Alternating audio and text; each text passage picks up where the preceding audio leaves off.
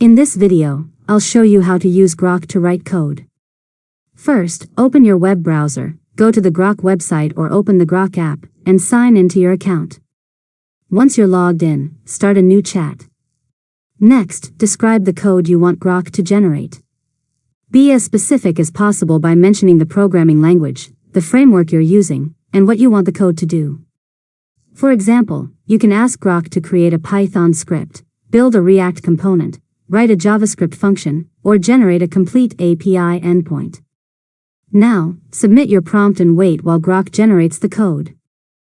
Read through the response carefully and review the implementation to make sure it matches your requirements.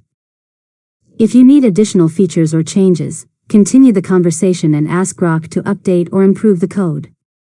After that, copy the generated code into your preferred code editor, such as Visual Studio Code or Cursor.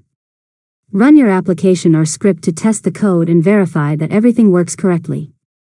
If you encounter any errors, paste the error message back into Grok and ask it to explain the issue and provide a fix.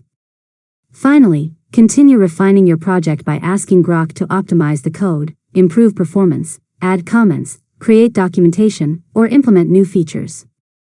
Repeat this process until your application works the way you want. And that's it. You've successfully learned how to use Grok to write code. If you found this tutorial helpful, make sure to subscribe to Learn Mode Lab for more tutorials.